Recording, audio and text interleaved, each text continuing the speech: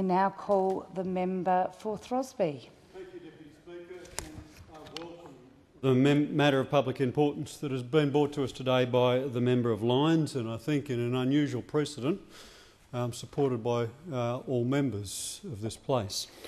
It's a measured and principled approach to matters of current public controversy, and it enables members of this place to set out the proper role of Parliament when questions are raised about another Member of Parliament, particularly when those questions go to potential criminal proceedings.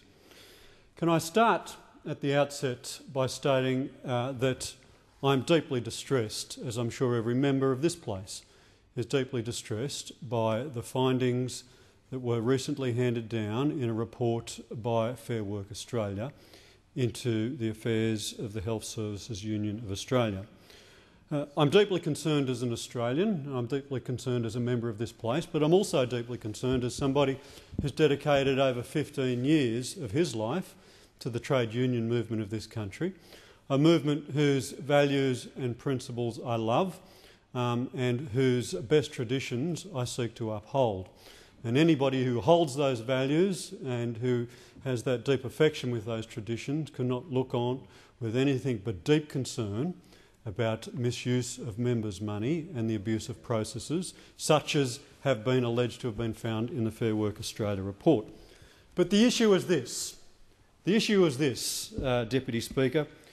It's not whether we condone the behaviour that has been found by Fair Work Australia or not. Of course that's not the issue before us today. And I don't think there's one member of this House that would condone that alleged behaviour. The question is not even whether we're convinced by the statement that has been recently given in this place by the member for Dobell. I'm sure there are many people in this place who are convinced by the statement that was given by the member for Dobell, many people who were not convinced by it. But that's not the question. That's not the question for us in this House today.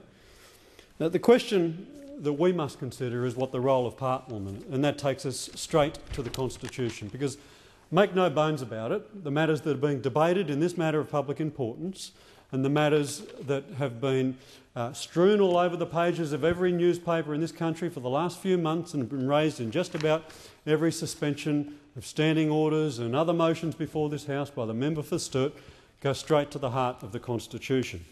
And there is a great danger in the strategy that is being proposed by those opposite.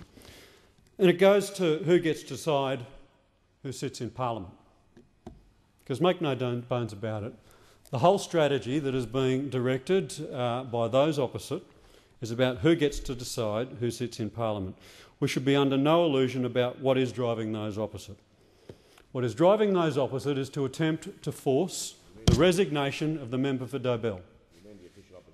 That is what the official opposition, that is what is driving their every breath, their every strategy, their every tactic in this place to try and force the resignation for the member of the member for Dobell.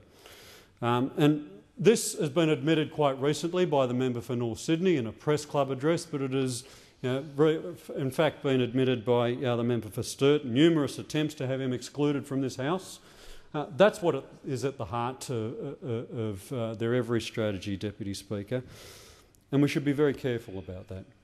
Because I've always adopted the principle, as a law student, a practising lawyer and a trade unionist, Deputy Speaker, that what we permit to be done to the least of us is what we condone for those we revere.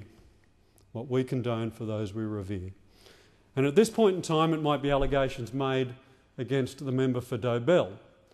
But this Parliament has had before it a matter of great number of controversies, whether it's controversies about race, whether it's controversies about gender, whether it's controversies about sexual orientation or your political values. They are the proper debates that should be had in this place. But if we, as a collective of men and women representing different electorates and different political persuasions, are able to come in here and form a majority, the effect of that majority is to in fact subvert the electors of a particular electorate by excluding their member of Parliament from sitting in this place and voting in this place, we are tearing up the Constitution. That's what we are doing.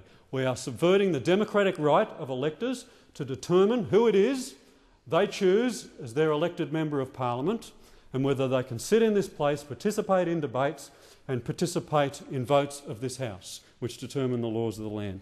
Make no doubt about it. Make no doubt about it, Deputy Speaker, and all of those, I say this quite clearly, all of those in this House. What we permit to be done to the least of us is what we condone for those we revere. And there is a grave danger in the strategy that is being adopted by the opposition in relation to this matter. Upholding the Constitution, Deputy Speaker, it's normally the role of Conservatives who stand in this place and say they uphold the Constitution. Well, I stand here today to be one of the few members in this debate who've said it is our role as parliamentarians to uphold the Constitution, and I'll go to some of the suggestions that have been made by the member for Denison. There may be some value in some of the suggestions that have been made by the member for Denison, but the framers of our Constitution ensured that there was a separation of powers which distributed power within the Commonwealth and between the various arms of Parliament.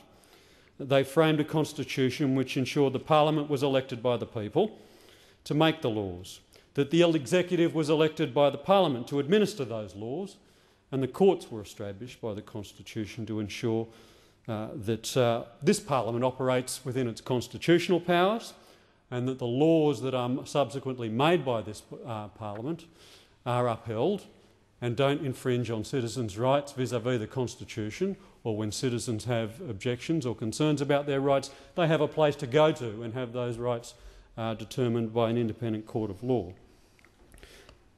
Courts themselves have expertise governed by the rules of evidence, which don't apply in this place. And those rules of evidence and the rules of precedent have evolved over many centuries to ensure that both the defendant and the prosecutor have every fairness that should be accorded to them. Rules that don't apply in this place, precedents that don't apply in this place. And that is why we establish courts to ensure that they can adjudicate upon the sorts of allegations that are currently made against the member for Dobell. But let's be frank, Deputy Speaker, those allegations of one sort or another could be made against any one of us. Allegations have been made against a member of the Liberal Party only yesterday about his affairs before he became a Member of Parliament.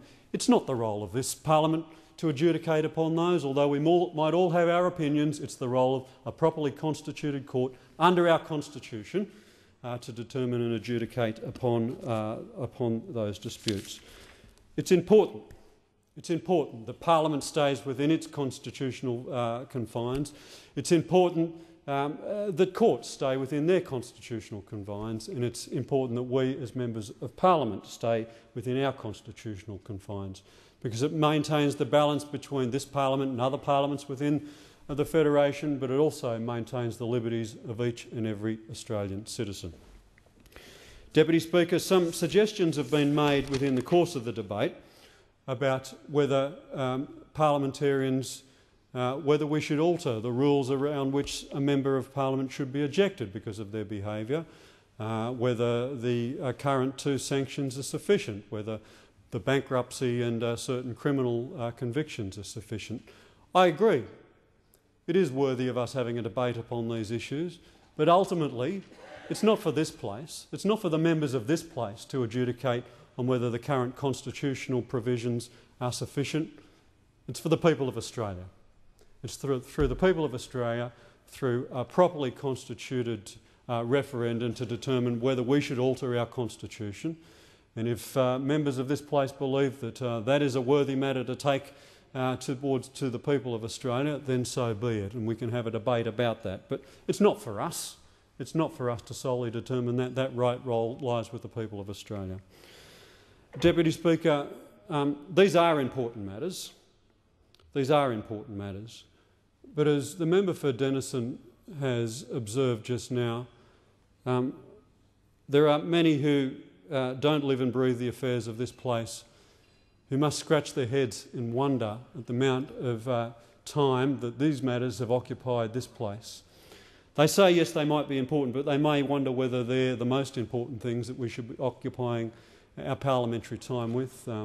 I, for one, believe we should be spending a lot more time debating the economy, debating the future of our industry and industries, debating the future for our young people, skills and education, our place in the region. That's not to diminish this matter of public importance, but I think we've spent enough time talking about it today.